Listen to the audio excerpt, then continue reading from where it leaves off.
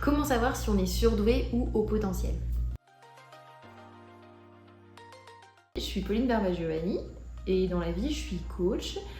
J'accompagne les personnes à haut potentiel, les adultes, pour qu'ils soient plus épanouis dans leur vie et qu'ils puissent déployer justement ce haut potentiel. C'est surtout et avant tout un mode de fonctionnement qui est différent. Ça veut dire que ça ne fonctionne pas de la même manière que pour la majorité des gens. Et ça, c'est quelque chose qui a été prouvé scientifiquement, hein. Et ce mode de fonctionnement spécifique, il crée le fait qu'on ait une vision de la vie qui est différente, des pensées aussi qui sont différentes. Et c'est ça qui fait que parfois on peut se sentir en décalage justement avec la majorité des gens. Le haut potentiel, c'est un mode de fonctionnement différent. C'est une forme d'intelligence différente, mais c'est pas être plus intelligent, c'est vraiment être intelligent différemment. Les mythes et ce qu'on voit dans les films, ça reste vraiment des histoires et des mythes, et on peut tout à fait être haut potentiel et en échec scolaire, haut potentiel et brillant. Il y a vraiment tous les types de haut potentiel, ça touche toutes les catégories de la population. Autant les hommes que les femmes, donc il n'y a pas de personnes qui risquent moins d'être concernées. Et la question est tout à fait légitime à se poser. Être surdoué ou haut potentiel, c'est tout à fait quelque chose qu'on peut découvrir à l'âge adulte, même plus tard en étant senior. Il y a souvent différentes manières de le découvrir, parce qu'on se pose des questions sur soi, il y a des gens qui nous disent que peut-être on pourrait l'être. On découvre que ses propres enfants le sont, et en lisant des informations dessus, on peut se dire « ah mais ça me ressemble », et donc se poser des questions sur soi, ou voir ses petits-enfants. Donc il n'y a pas d'âge pour découvrir qu'on est au potentiel.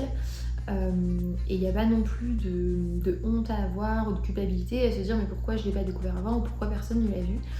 C'est tout à fait sain et légitime de se poser des questions sur soi et de creuser, d'aller chercher des pistes, hein. C'est la connaissance de soi, c'est ça qui permet de booster l'estime de soi, donc c'est tout à fait normal. Et passer un test pour en avoir le cœur net, ça permet aussi de savoir quel que soit le résultat, en fait, de pouvoir avancer aussi dans la connaissance de soi. Donc il y a plusieurs moyens de le faire, hein. Le moyen qui est le plus connu et qui est classique, c'est le test de QI. Il faut savoir que le test de QI, c'est un test à la base qui n'a pas été élaboré pour identifier le potentiel, mais pour identifier justement les personnes déficientes intellectuelles. Ils se sont rendus compte qu'il y avait d'autres personnes à l'autre bout de l'échelle. Si on passe à l'âge adulte, il peut y avoir eu des stratégies d'adaptation qui ont été mises en place au cours de sa vie, justement parce qu'il y a eu ce sentiment de décalage potentiellement inconscient, hein, qui a été mis en place. Et du coup, c'est possible de sous-performer à ce test et de ne pas être repéré. Il faut savoir qu'il y a à peu près 30% des personnes qui sont au potentiel mais qui ne sont pas forcément identifiées par le test de QI, donc il y a quand même des limites pour les personnes au potentiel à passer ce test.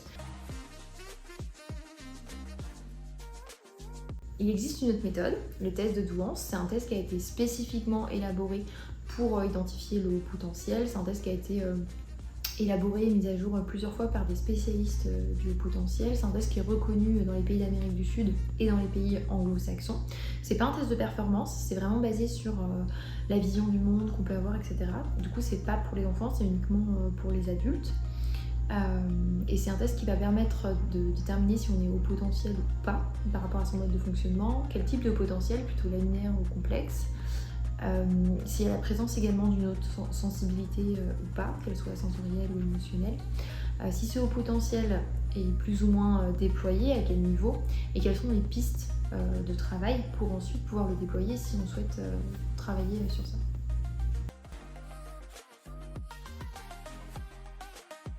Alors le test de QI, pour résumer, c'est un test qui permet de savoir si on est au potentiel, qui donne un chiffre de QI, et c'est un test qui est basé sur des performances, mais qui n'a pas été élaboré spécifiquement pour identifier le haut potentiel, d'où des risques de faux négatifs.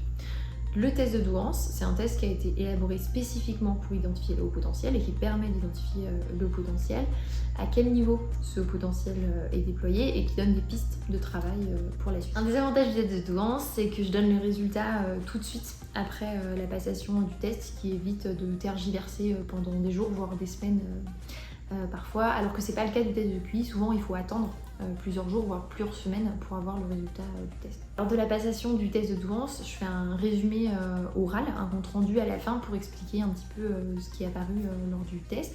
J'explique le résultat du test. Et sous 10 jours, j'envoie également un compte rendu écrit pour pouvoir se remémorer, avoir bien tout par écrit pour pouvoir se replonger dedans a posteriori.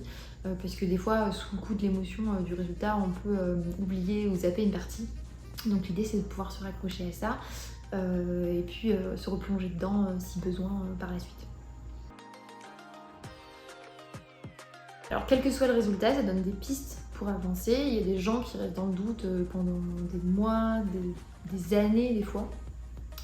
Et ça alimente des angoisses, du stress, ça peut même détruire la confiance en soi parce qu'on ne sait pas vraiment qui on est, on se pose des questions sur une part de soi, notamment liées au sentiment de décalage, etc. En fait, la question, c'est pas vraiment de savoir si vous êtes au potentiel ou pas, la question c'est de savoir qui vous êtes. Et du coup, ce résultat va vous permettre d'avancer dans cette connaissance de soi, d'éliminer certaines pistes et de pouvoir progresser.